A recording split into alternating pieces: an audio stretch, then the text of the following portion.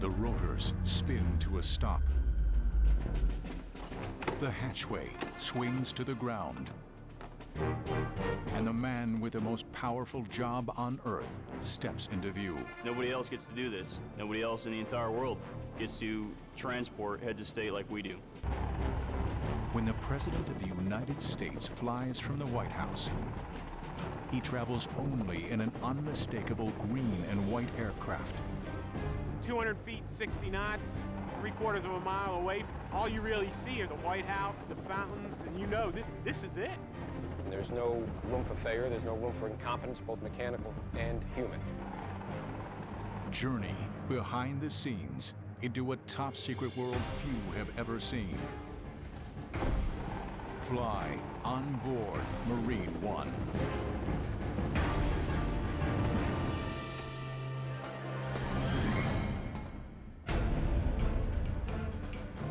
The President is on the move. The President is always on the move. Wherever the Commander-in-Chief needs to travel, a Marine Corps helicopter is always standing by. The situation dictates that it's better for the President to travel on a helicopter. We're going to be ready. Today, a squadron of Marine helos are deploying to meet the President at a school in New Jersey. The mission is a routine lift. But that routine calls for men and material in force. Aircraft must be kept fully fueled. Counter-assault teams lock down the landing zone. Communications link with the Secret Service and air traffic. It's just not as simple as just flying to the backyard of the White House and picking up the President and bringing him someplace. Anything can change the dynamics of that flight. Anything can change the mission. Radio, I'll just give you a thumbs up for the tail clear call. At any time, the Marines can deploy the same in-depth support anywhere on Earth. It's a global mission. I mean, it's not just the White House lawn to Andrews Air Force Base or White House lawn to Camp David.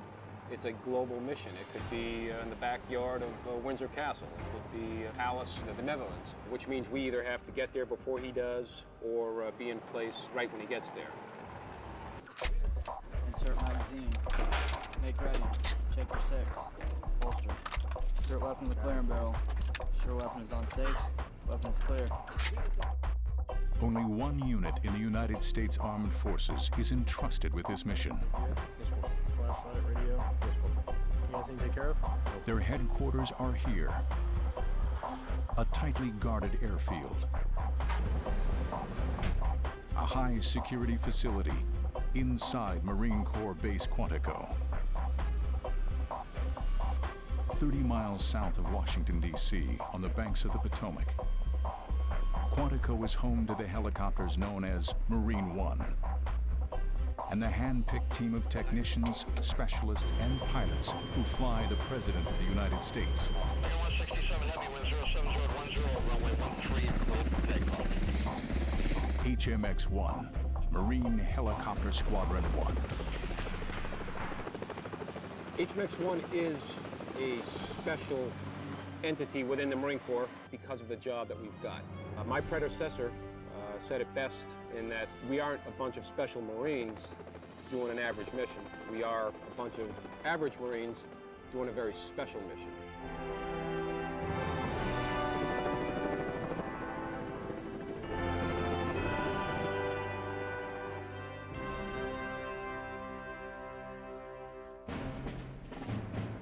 No one at HMX-1 understands the duties and demands of that special mission better than Marine One's primary pilot, Colonel Raymond F. LaRue. His call sign, Frenchie. Even the President calls him the Frenchman. More than a pilot, the Colonel also serves as HMX-1's commander. Once Air Force One pulls into the chocks, he's on the T. With over 700 men and women at his command, Colonel LaRue runs the largest aviation squadron in the Marine Corps and one of the most complex. 3 and 4, you've got to spin and get to the tail of Air Force One in most expeditionary fashion and then shut your rotors down. We are Marines. And what does that mean? We grow Marines with an ethos of we can do anything. And keep throwing walls in my way, we're not going to back off that wall. We're going to find a way to go around it. And that's not just me, that's every Marine. Marine One is not a single helicopter. Flying the President calls for an entire fleet. 35 aircraft, 4 entirely different models. 2 cargo copters handle support functions. The twin-rotor Sea Knight, often called the Frog, and the 16-ton Super Stallion.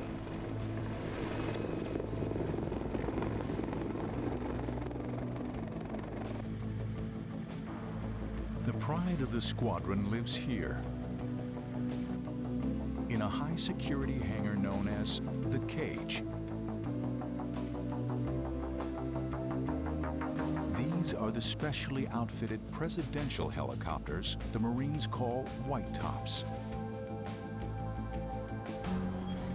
The icon of the presidential fleet is the VH-3D, the Sikorsky Sea King, a helicopter that first entered service over 40 years ago. The VH-3D is kind of the nostalgic presidential helicopter. That's the one that most people associate with the South Lawn or trips to the major cities with the president coming off, walking down the stairs. With 2 turboshaft engines, these birds cruise at up to 150 miles an hour. The Sea Kings of HMX boast an outstanding flight record. Never once has Marine One suffered a mishap. These are the most maintained helicopters in the entire world, by far. You will not see a better maintained helicopter anywhere. They fly like a dream. They're very smooth. They're quiet inside. So quiet, in fact, that the president can carry on a conversation in a normal tone of voice, which is very unusual for a helicopter, for it to be that quiet in the back. When the VH-3 flies an executive lift, the crew numbers just 3 Marines: pilot, co-pilot, and crew chief.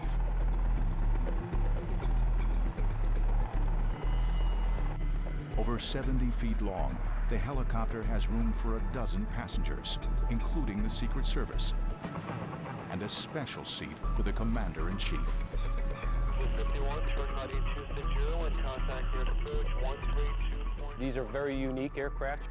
The communication suite that has to go on board, for all intents and purposes, it's a flying Oval Office to some degree. Search number 320 is 9.78,000. You also have to imagine that if you are flying the President of the United States around in an aircraft as low flying as, say, a helicopter, that there's other entities that have to go into flying that platform. Those entities include sophisticated defenses to protect the President. DoD restrictions keep Marine One's features top secret. However, similar combat aircraft carry sensors to detect laser and radar tracking, electronic shielding, and onboard anti-missile systems. I'm not going to really specifically discuss any of the aviation or aircraft survival equipment on board, but in the event that there is a problem that maybe we require support with, there are aircraft and assets on standby. Okay, any questions on the sequence of events in the lift? 70 of the finest battle-tested aviators in the Corps are assigned to HMX. One, flight is clear, 13 right, register. After 3 years of rigorous training, 4 pilots will be tapped to serve 1 year at the controls of Marine One. And I picked those pilots based on their capacity to make decisions, their capacity to handle situations when things aren't going as smoothly as they could. But it's certainly a complex decision. It's not one that's made easy, and it's one that I look very, very carefully at. Flying Marine One may be the goal for these pilots, but for every Marine at HMX, the mission goes beyond supporting the President. It begins with the toughest test in military aviation. Flying warriors into the heat of battle.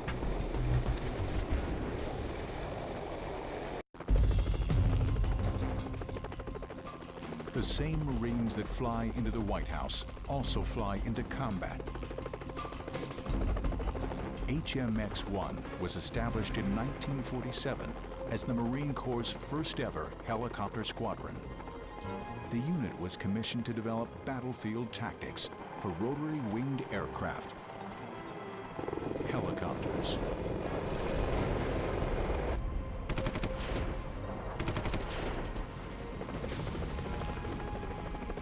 Today at Quantico, HMX Helos are dropping an assault team by fast rope.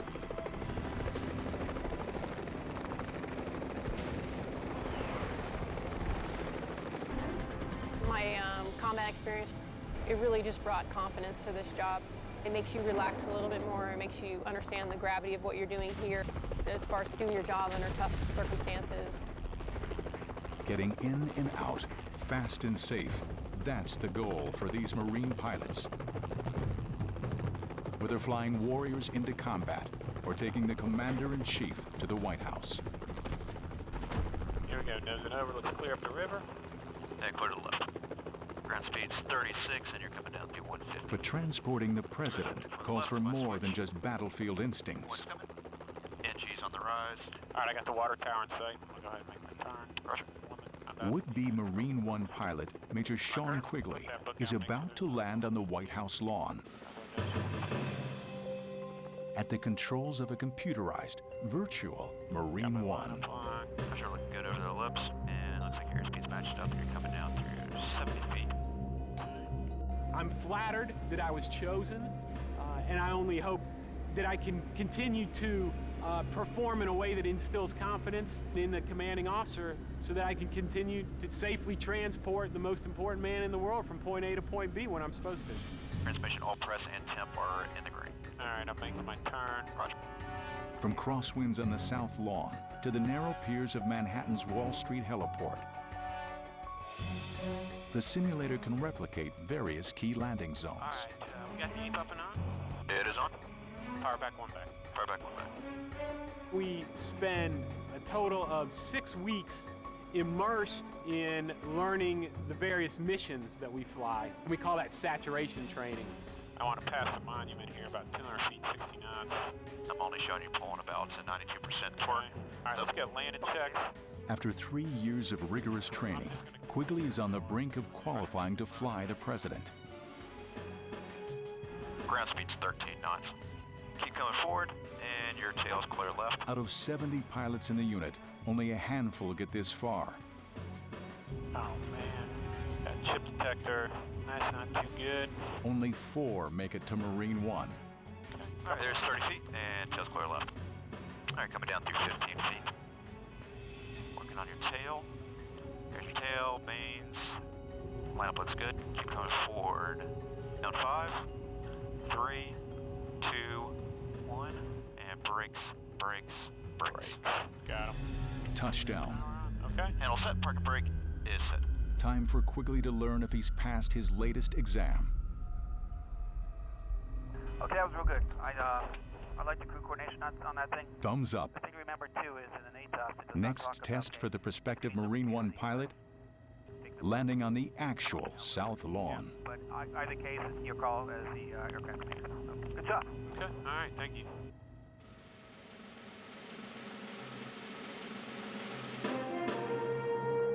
Pilots are not the only crew members held to a standard of presidential perfection.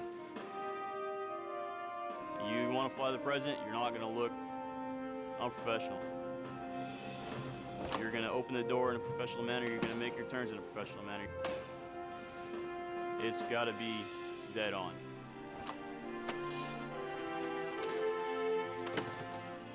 Sergeant Nicholas Green is a Marine One crew chief. Part color guard, part ground crew. The crew chief handles the hatches, safety, and ceremony on every presidential lift. It's a large weight on your shoulders. You definitely have a lot to stand up for when you're in front of the helicopter.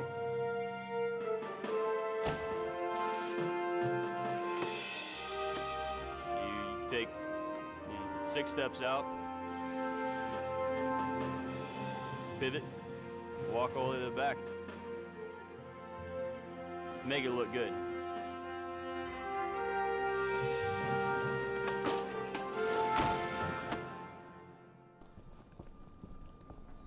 For Major Sean Quigley, today is game day, the test that will make or break his chance of flying Marine One.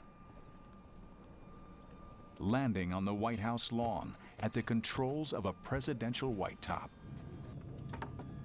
Flight 45, heavy close full at the Foxtrot, taxi right, Bravo to the ramp, a mile to the ground, point down, okay? For this decisive flight, Quigley will lift off in one of the squadron's iconic helos, the VH-3. Cleared for takeoff. When you're flying the H-3, you really feel like you're flying a helicopter. H-3 is early, Tango County, turnway 4 left position and hold traffic crossing downfield. It makes you do some work. You gotta be vigilant, but it's very rewarding in that it comes through for you every time. You're on patrol. Thank you. Should be all squared away until we're hit the boards. Coming up on here, I got a gear light left. The trip up the Potomac will take only minutes. But before this white top can touch down at the White House, Quigley must make an intermediate landing. Next stop, a restricted military base, a facility the Marines cannot allow to be filled.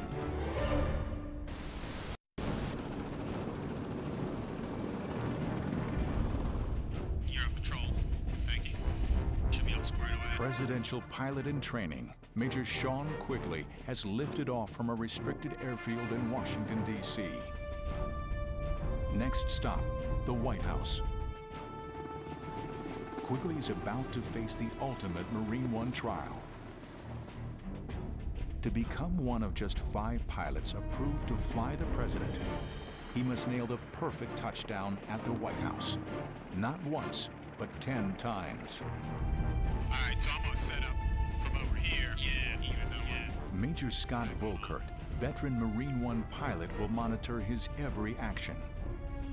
What Volkert reports will make or break Quigley's chances. Not every person that starts the Marine One syllabus will make it all the way through to become a Marine One pilot. There's 50, and you're clear left. Toes coming. Okay. Again, that's how you want to do it. You just keep that line right between you. Quigley must navigate an invisible maze through tightly restricted airspace. Okay, there's 200 feet. Okay, so I'm a little high and a little fast. Security regulations and heavy traffic at Reagan National Airport confine Marine One to a narrow, low-level flight path. There's your 200 feet. There's your 60 knots. I wouldn't go too far over there. You're probably pretty good here. Flying around Washington, D.C. below 200 feet, it's an almost indescribable experience until you've done it. The first time you do it, you don't want to be the pilot flying. You want the guy in the other seat on the controls because you just want to sightsee. And this is just good review for you. Okay. The Washington Monument. The last landmark. Over 500 feet tall, it towers above the helo. Okay, nice and easy. The ground's coming up, so it'll help you out. Volkert watches closely as Quigley turns into the final approach. There we go. Yep, you're good. You're coming down. Okay, there's 200 feet. 50 knots, that's fine. That's no faster than 60. All right. It doesn't matter how many thousands of takeoff or landings that you have. Don't cheat right on us. You make that turn around the Washington Monument, you receive your landing clearance, and you roll fine on the South Lawn. That's when you fully understand the gravity of the situation, the responsibility that you have. Without exception, my palms start to sweat, get a little bit nervous. Okay, I'm putting this line between my legs. Yeah, right between your legs. Tree goes down the right-hand side. Just remember, we want to be over that fountain by, 90 feet. Oh, a good visual is 150 and 50, so we're accelerating now. Good line up. Don't cheat right on us. Good. Now just keep coming down. Now cheating right. Looking good. Looking good. Just keep driving forward. The South Lawn. 100 feet, 30 knots. Barely 50 yards wide, hemmed in by towering trees. Man, it seems like we're close to that blue spruce on the left. Don't worry about it. You're good. I'm holding altitude. Quigley can't touch down just anywhere. His landing must line up precisely with 3 red discs. Now cheating right. Looking good. Looking looking good. Just keep driving forward, keep driving forward. Clear to come left. 200 feet, 60 knots, 3/4 of a mile away from touching down.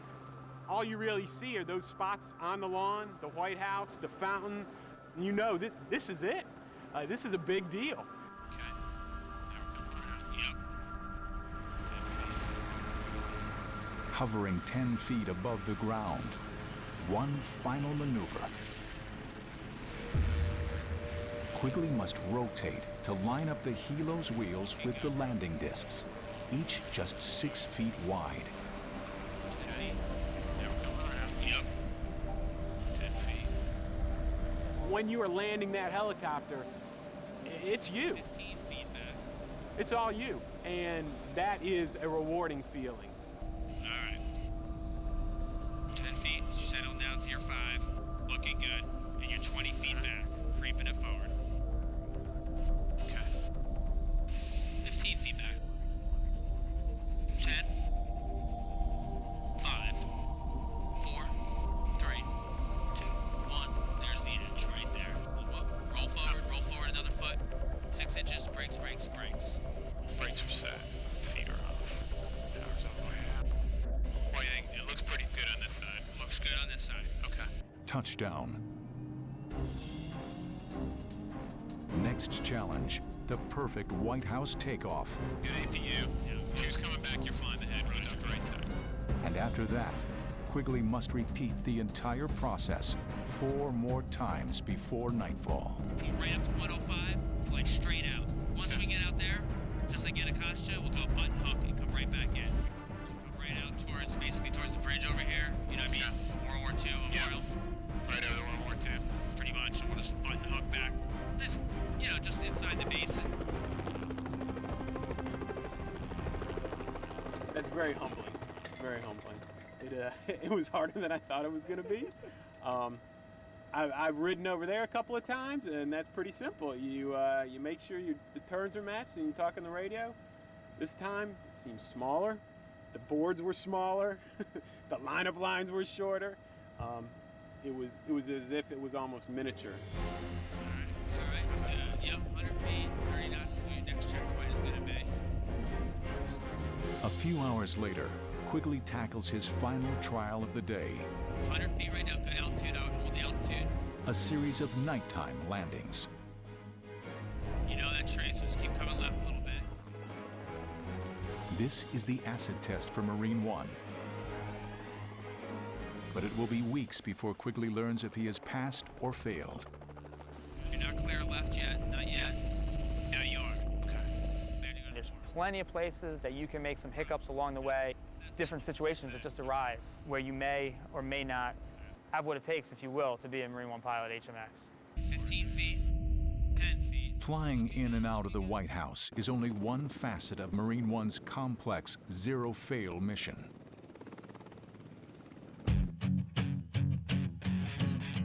Presidential flights that begin overseas or across the country complicate operations.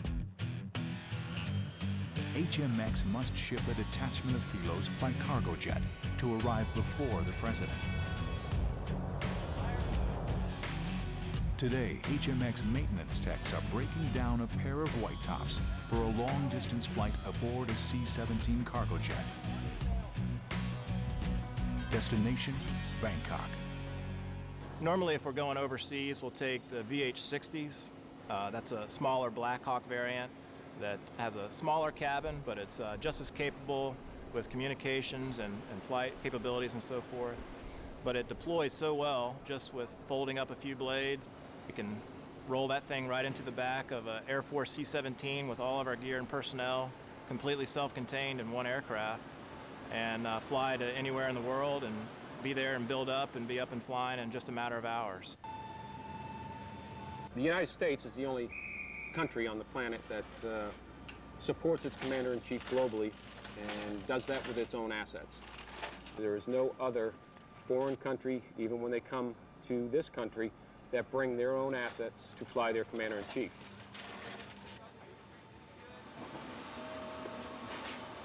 That is a unique facet of flying the President of the United States.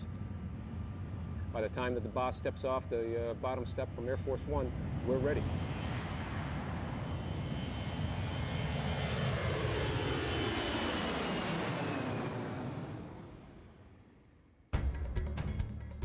Next destination for the President and HMX-1, New York City. The President is coming to town for the United Nations General Assembly. Air Force One will get him to Kennedy Airport in Queens. Marine One will take him to Manhattan. He'll land on this narrow strip of concrete jutting into the East River, the Wall Street Heliport.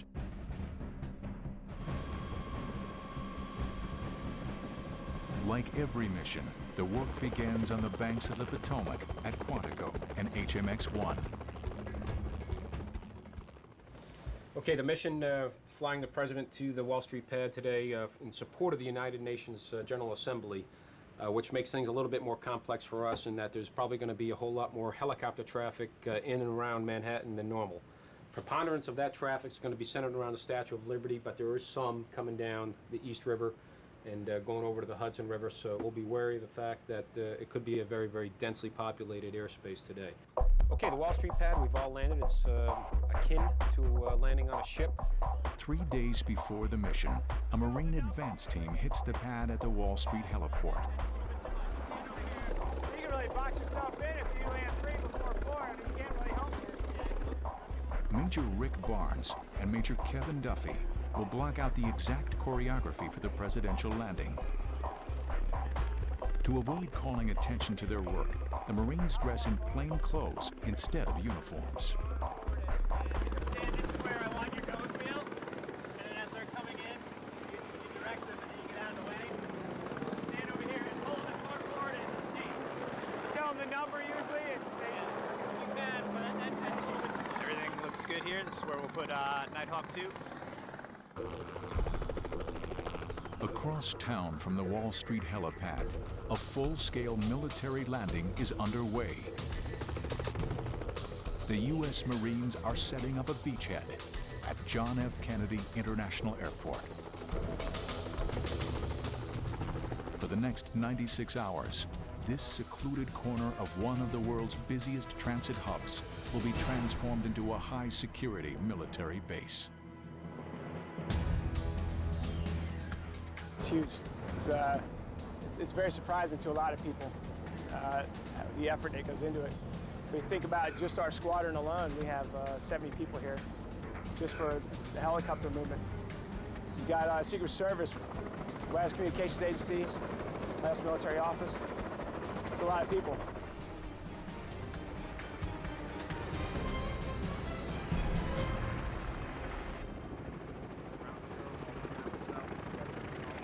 Colonel Raymond LaRue gathers his troops in the hangar at JFK for one last briefing.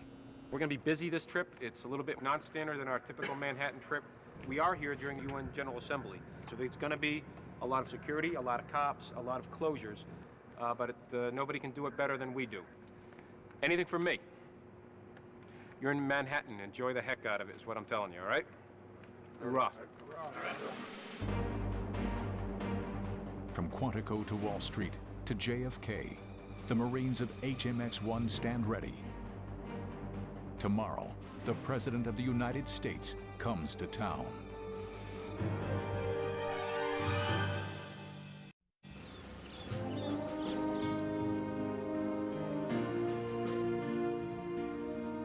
The south lawn of the White House, the President's backyard, a place for receptions and ceremonies where children roll Easter eggs each spring. But today, White House groundskeepers are rolling out a landing strip. With 3 red circular pads, they mark out the precise site for each of Marine One's landing wheels. So they just weigh about 160 pounds apiece. They're half-inch aluminum, 6 feet in diameter. They serve not only as a visual reference for the pilot to come in and land on, but they also help distribute the weight of the aircraft evenly across the lawn, because if a huge helicopter, the wheels touch down in the exact same spot every single time, we'd end up with huge divots out on the south lawn. That's the president's backyard. That's the last thing we want out there. The angle and location for the landing has been meticulously calculated for safety, ceremony, and the president's convenience. What we're looking for out here when we set up is we want to align with the doors that go in the diplomatic room, exactly with the Jefferson Memorial down south, and that's what we're lining up on. 8 a.m. Marine One is due to pick up the president in 2.5 hours. The trip is an aerial relay race. First leg, Marine One will carry the president to Andrews Air Force Base. Air Force One will fly him to New York's Kennedy Airport. The last leg, another Marine One lift from JFK to downtown. The White House to Wall Street, 1 hour flat.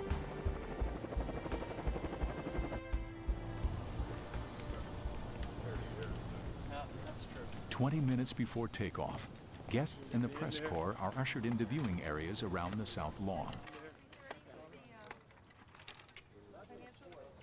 Every time we land on the South Lawn, there's hundreds of people out there that are seeing the president off or there to greet him. At 10:24, right on time, the presidential white tops appear on the horizon. One helo heads straight for the landing pads.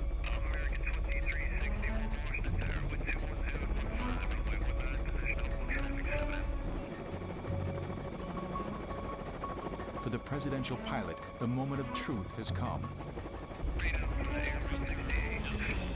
Going into the South Lawn, you know, that's pretty nerve-wracking. You know, you think about the cameras that are on you, the number of people that are watching, and then who you're going in there to pick up or drop off.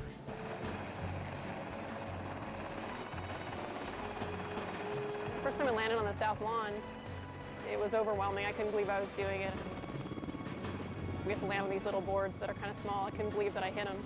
You try not to be overwhelmed with it because you still have a job to do, so you keep your focus, and then afterwards is when you sit down and go, you know, that was actually pretty cool, and I feel very lucky for being able to do it.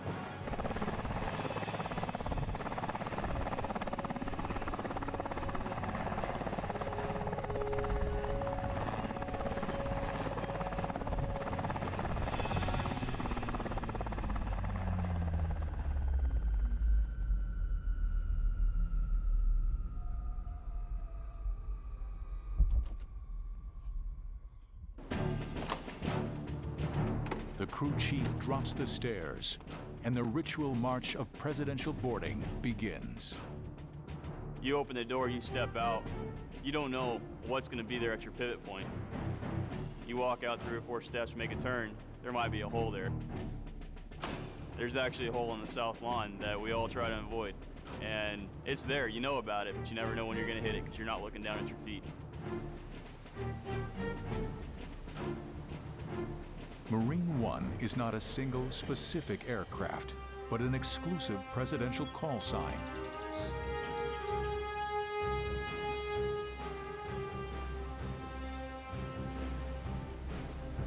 Only after the president steps aboard does this VH-3 become Marine One. The white top turns towards the southeast. Next stop, Andrews Air Force Base, home to the world's most famous plane.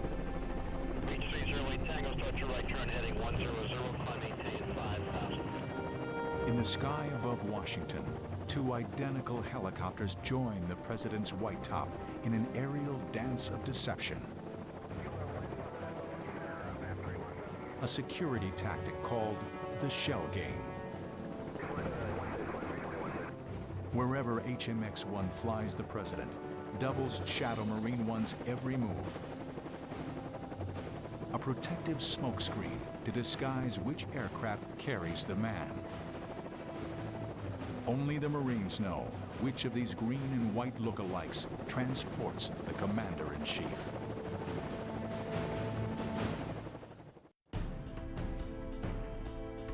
At Andrews Air Force Base, the world's most recognizable plane stands ready for takeoff. On board, her crew is poised and waiting for one special passenger.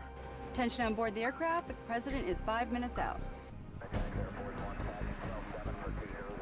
3 white tops appear on the horizon. Only one carries the boss. In the shell game, only one is Marine One.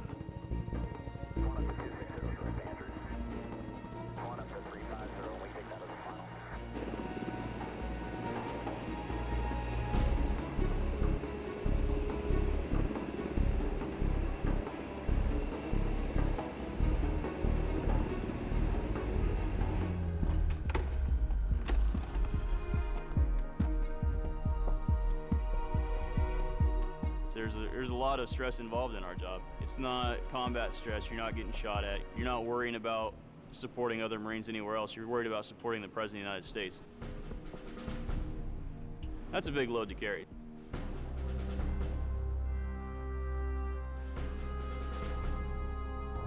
Flight time, 45 minutes. Next stop, New York City. 4.8 miles south of the UN at the Wall Street heliport.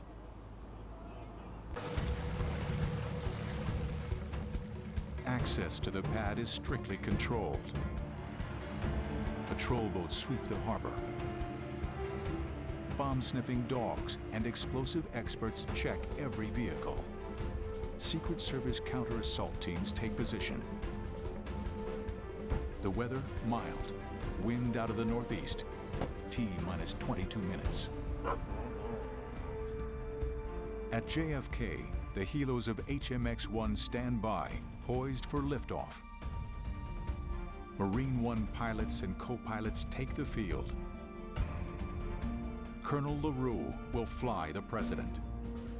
You walk into work every day with a smile on your face, not only because of the mission, because the mission's pretty cool, but as an old guy like myself that still gets to fly daily and strap on 3 or 4 different aircraft, it's absolutely exhilarating. Any helicopter pilot will tell you that it's probably the best thing you can do with 2 hands. Air Force One begins final approach. Cleveland Air Force One, flight level 330. The pieces of the puzzle come together seamlessly. 11336. Air Force One passing 8.5 for 12000, heading 360.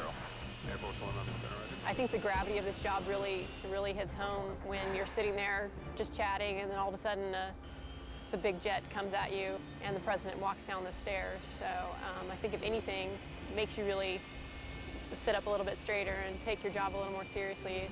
It's when those big engines are coming at you and that stair goes down.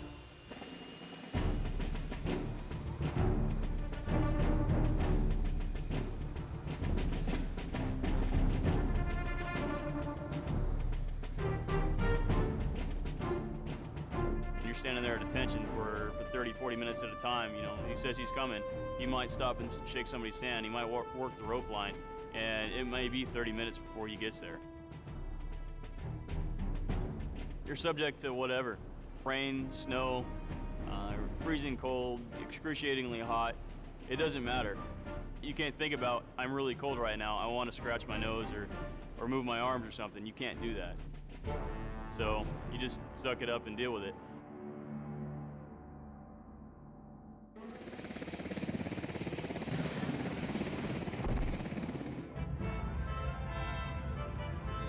The President of the United States is in the hands of Colonel Raymond LaRue. Nighthawk 1 and flight. The lift is underway.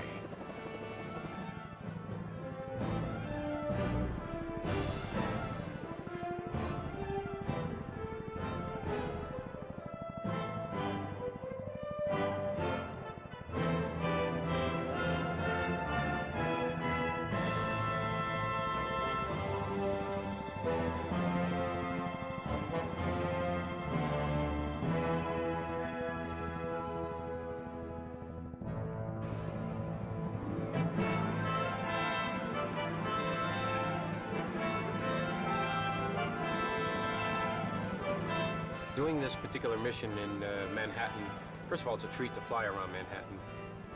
being one of the more majestic cities in our country, when you get to see New York City at 100 feet to 200 feet airborne, that's pretty exhilarating.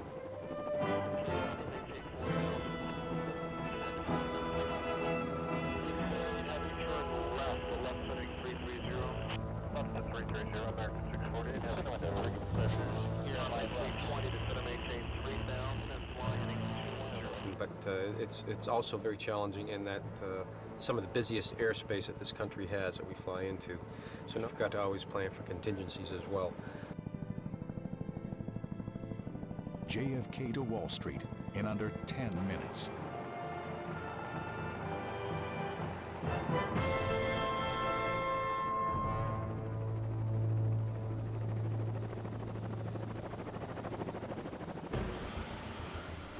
At the Wall Street heliport, the pad is clear.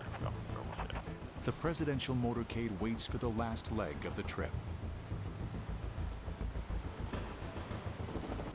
The helos of HMX appear on the horizon. Now is the time for Frenchie and his team to earn their stripes. For this presidential mission, not one, but 4 helicopters must squeeze onto the pad. A concrete pier smaller than a football field.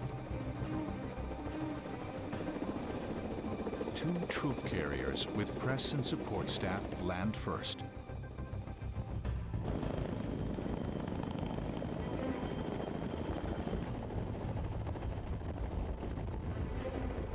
There's a certain portion during the final approach in a helicopter where you have to get into ground effect, which is an aerodynamic cushion of air, if you will. When you're coming in, landing on an elevated platform over water, you really don't get that help from that ground effect until you're actually on the ground.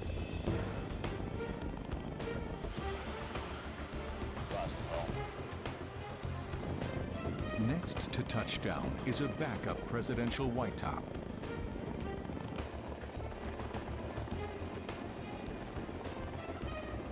Only then does Marine One begin final descent.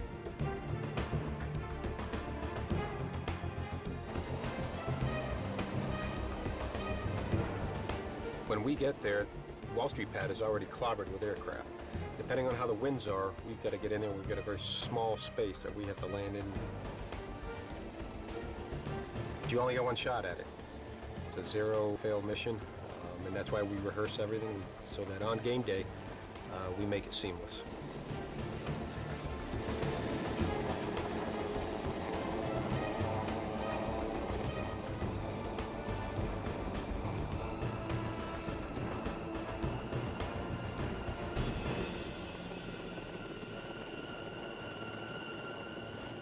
Touchdown.